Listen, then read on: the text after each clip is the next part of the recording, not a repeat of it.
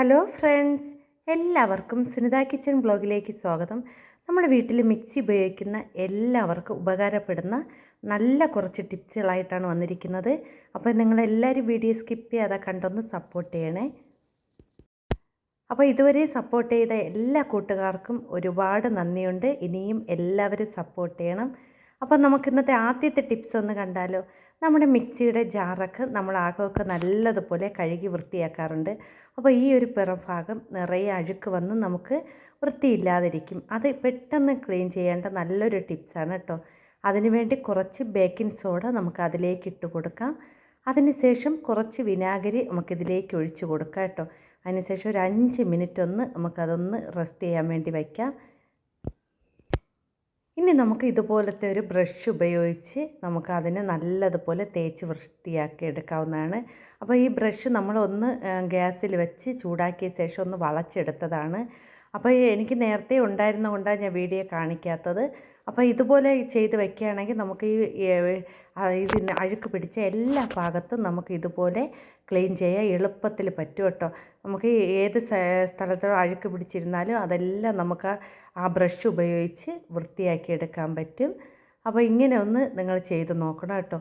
ഇങ്ങനെ ചെയ്യുകയാണെങ്കിൽ നമുക്ക് ആ മിക്സിയുടെ ആ ഒരു അടിഭാഗത്തുള്ള എല്ലാ അഴുക്കും നല്ലതുപോലെ പോയി വൃത്തിയോടെ ആക്കിയെടുക്കാൻ പറ്റും കേട്ടോ. അപ്പോൾ ഇതാ ഞാൻ ഇവിടെ എല്ലാ സൈഡും ഒന്ന് തേച്ചപ്പോൾ തന്നെ അഴുക്കെല്ലാം ഇളകി നമുക്ക് നല്ലതുപോലെ വരുന്നുണ്ട്. ഇനി നമുക്കിതൊന്ന് കഴുകി എടുത്ത ശേഷം നമുക്കൊന്ന് കാണാം കേട്ടോ. അപ്പോൾ ഞാൻ പുറവും കൂടെ ഒക്കെ ഒന്ന് തേച്ച് കൊടുത്തിട്ടുണ്ട്. കണ്ടോ, നല്ലതുപോലെ വെളുത്ത് ക്ലീൻ ആയിട്ടുണ്ട്. അപ്പോൾ ഇതുപോലെ എല്ലാവരും ഒന്ന് ചെയ്ത് നോക്കണം. നല്ലൊരു ടിപ്സാണ്. ഇനി അടുത്ത ടിപ്സ് ഒന്ന് കണ്ടാലോ. നമ്മൾ സ്ഥിരമായിട്ട് മിക്സിയുടെ ജാറൊക്കെ ഉപയോഗിക്കുമ്പോൾ അതിൻ്റെ അടപ്പിൽ ഇട്ടിരിക്കുന്ന വാഷർ നല്ലതുപോലെ ലൂസായി വരാറുണ്ട്. അപ്പോൾ അങ്ങനെ വരുമ്പോൾ നമുക്കതിലേക്ക് 2 റബ്ബർ ബാൻഡ് നല്ലതുപോലെ ടൈറ്റായിട്ട് റബ്ബർ ബാൻഡ് ഇട്ട് കൊടുത്താൽ മതി. അപ്പോൾ അങ്ങനെ ചെയ്യുകയാണെങ്കിൽ നമുക്ക് കുറേ നാൾ നമുക്ക് ആ മിക്സി ഉപയോഗിക്കാൻ പറ്റും കേട്ടോ.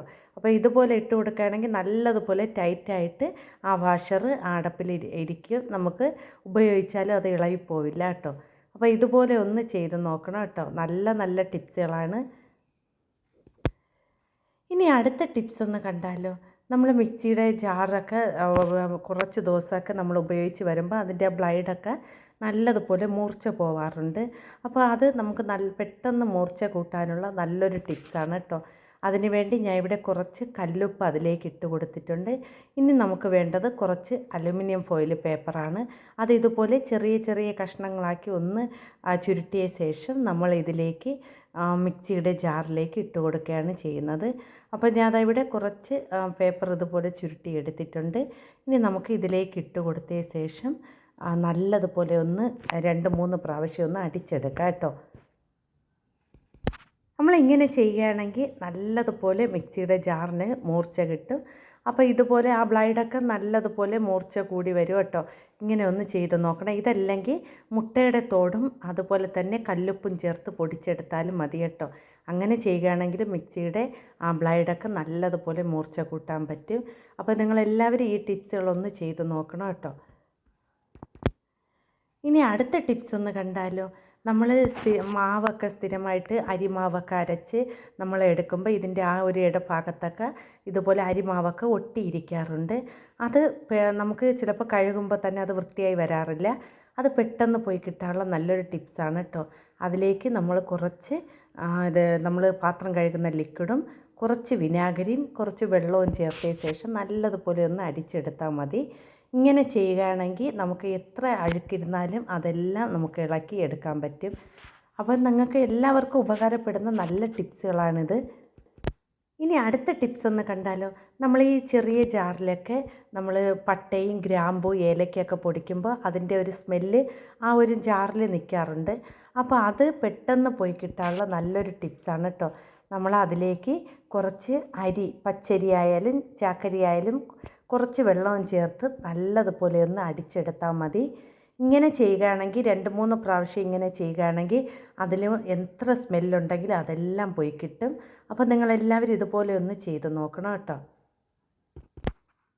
ഇനി അടുത്ത ടിപ്സ് എന്ന് കണ്ടാൽ നമ്മൾ മിക്സിയിലൊക്കെ ഇതുപോലെ സ്ഥിരമായിട്ട് നമ്മൾ അരപ്പൊക്കെ അരച്ചെടുക്കുമ്പോൾ അതിലേക്ക് വീണ് ഇതുപോലെ അഴുക്ക് ഉറഞ്ഞിരിക്കാറുണ്ട്.